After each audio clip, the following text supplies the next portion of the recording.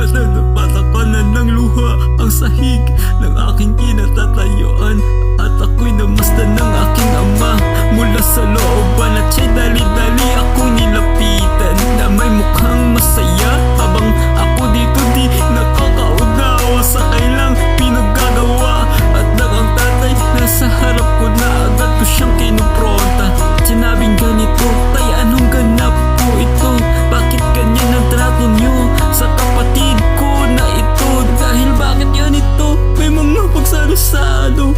Nakalimutan mo na ba ang kanyang nagawa? Na kung saan pinagbuka ka na para bang ikaw ay wala ng hininga, dahil habang ika'y buhay pa, kanya nang hiningi at kinuha ang kanyang mga hati at mana.